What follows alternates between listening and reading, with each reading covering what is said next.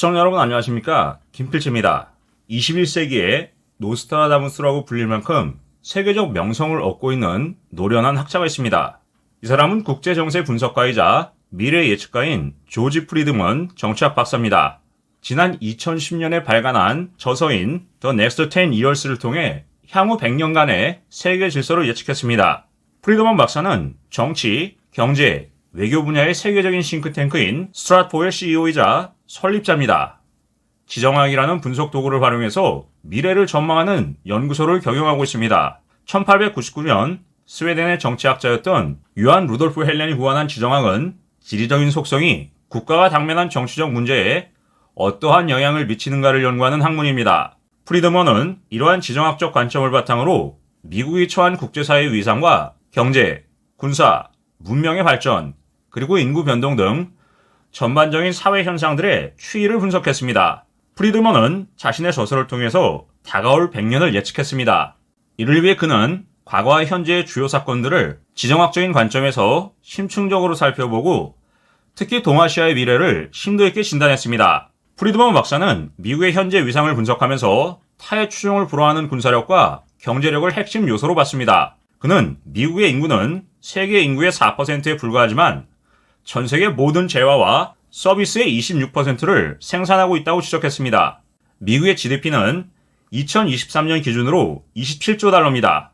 그리고 전 세계 GDP 106조 달러의 약 25%를 차지하는 압도적인 규모입니다. 이것은 경제 대국인 일본의 3배를 넘어서는 수치이며 일본, 독일, 중국, 그리고 영국을 모두 합친 것보다 큽니다. 일각에서는 미국의 탈산업화를 우려해왔지만 프리드먼 박사는 미국의 산업 생산량이 2조 8천억 달러로 세계 1위이며 일본의 2배 이상이라는 점을 강조합니다. 에너지 자원 측면에서도 미국은 하루에 830만 배럴의 석유를 생산하면서 사우디에 이어서 세계 2위의 생산국입니다. 천연가스 생산량 역시 러시아에 이어서 세계 2위입니다. 그리고 이것은 하위 5개 국가들의 총 생산량보다 많습니다. 특히 미국의 인구 밀도는 세계 평균에 비해서 현저히 낮습니다.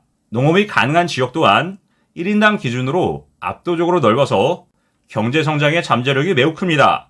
남쪽으로는 멕시코와 맞닿는 작은 국경을 제외하고는 외부의 침략으로부터 위협이 없습니다. 대서양과 태평양이라는 두 대양을 접하고 있는 지정학적인 이점 또한 미국의 초강대국 지위를 굳건히 만들고 있습니다. 프리드먼 박사는 이러한 이유로 이제 유럽의 시대는 끝이 났고 북미 대륙의 시대가 시작됐으며 향후 100년 동안 북미 대륙은 미국이 지배한다라고 단언했습니다. 그러면서 향후 미국의 주도적인 역할을 강조해왔습니다. 프리드먼 박사는 향후 세계적으로 불안정성을 야기할 수 있는 5가지 주요 지역으로 태평양, 유라시아, 유럽, 이슬람 세계, 그리고 멕시코와 미국의 관계를 지목합니다. 특히 태평양 지역에서 미 해군의 통제하에 무역이 이루어지고 있지만 향후 일본과 중국이 미국의 주도권에 도전할 가능성을 주시해왔습니다. 그는 이러한 단층선들이 21세기 갈등의 주요 무대가 될 수 있다고 강조하면서 미국의 적극적인 계획과 전략적인 판단의 중요성을 강조해왔습니다. 냉전 시대에 미국이 우리와 그들을 나누는 심리적인 지정학을 통해서 경쟁국의 자원을 고갈시키는 대리전을 펼쳐왔듯이 앞으로도 미국은 이러한 전략적 사고를 바탕으로 국제 질서의 안정을 추구할 것으로 예상이 됩니다. 프리드먼 박사는 2000년대 중반 이후 세계 경제의 중심으로 부상한 중국에 대해서 장밋빛 전망보다는 내부적인 취약성에 주목합니다. 박사는 중국의 급격한 성장의 이면에 심각한 빈부격차가 존재하며 이것은 사회 불안의 잠재적인 요인이 될 수 있다고 경고해왔습니다. 중국의 경우에는 6억 명이 가구당 하루 3달러 미만의 벌이로 삽니다. 4억 4천만 명의 인민은 6달러 미만으로 살고 있습니다. 무려 인구 10억 명 이상이 아프리카처럼 가난 속에서 살고 있습니다. 물론 6천만 명의 잘 사는 다른 중국이 존재합니다. 연간 2만 달러를 벌지만 이것은 중국의 5% 미만에 불과합니다. 따라서 진정한 중국이 아니라고 할 수 있습니다. 이러한 중국은 내부 경제가 없는 나라입니다. 유럽과 미국이 중국의 제품을 사주지 않으면 존립할 수가 없습니다. 그래서 중국은 인질이나 마찬가지라는 것입니다. 계층 간에는 긴장이 조성되어 있습니다. 빠르게 성장할 때는 이것이 아무런 문제가 되지 않습니다. 그렇지만 그 이상은 할 수 없다는 것입니다. 임금이 과거처럼 싸지 않기 때문에 수익성을 받쳐줄 수가 없다는 것입니다.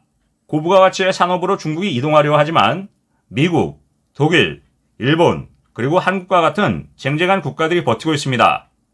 지금 중국의 위치는 과거 1989년에 일본과 같습니다. 당시 일본은 눈부신 성장 뒤에서 금융 시스템이 붕괴되고 있었습니다. 지금의 중국처럼 일본은 외국 자산을 사들였습니다. 중국의 성장 사이클이 막바지에 달했다는 신호였습니다.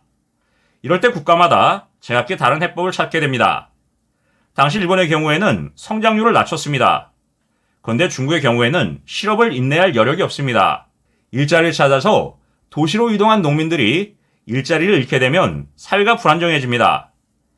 이들의 원망을 가라앉히기 위해서 중국은 잘 사는 6천만 명에게 세금을 걷어서 분배를 할 수밖에 없습니다.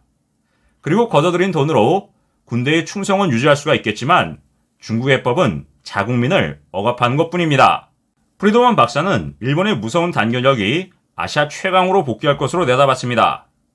그가 일본을 높게 평가하는 이유는 경제의 볼륨에서 중국과 거의 동등하기 때문입니다. 일본은 국방력이 강하고 빈곤층이 적습니다.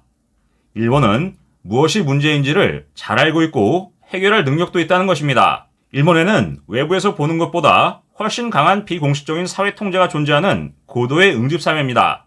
외부에서는 저성장, 고령화 등 많은 문제를 안고 있다고 말하면서 일본 경제가 정체된 20년을 잃어버린 20년이라고도 합니다. 하지만 이것은 단순히 일본적 가치에 서양적인 관점을 적용한 것에 지나지 않습니다.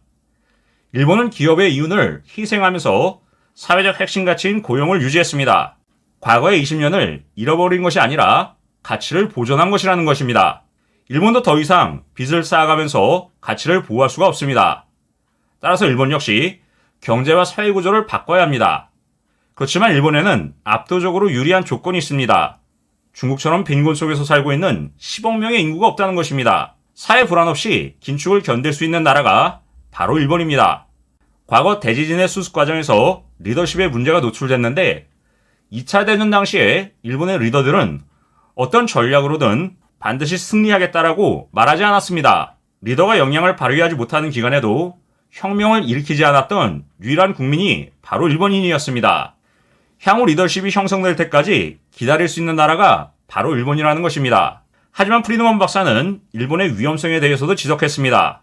일본의 근본적인 약점은 천연 자원이 없다는 것입니다. 일본은 해상교통에 접근하지 못하면 모든 것을 잃게 됩니다. 호르무스 해협, 말라카 해협, 남중국해 모두가 일본의 생명선입니다. 그래서 일본은 항상 걱정을 안고 있습니다.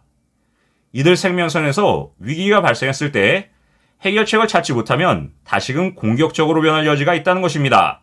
일본은 힘을 회복하면 필연적으로 해군력을 증강시킬 것입니다.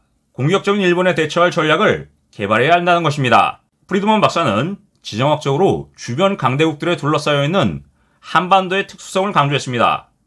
그리고 향후 10년에서 20년 이내에 남북한의 통일이 이루어질 가능성을 예측했습니다. 박사는 통일 과정에서 한국이 겪게 될 경제적인 부담과 주변국들의 복잡한 이해관계를 고려했을 때 미국의 적극적인 역할이 필수적이라고 주장했습니다.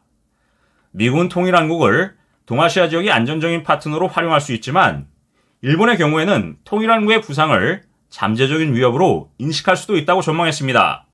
이와 함께 한국이 통일되면 만주 지역에서 큰 기회가 열릴 것이라고 했습니다.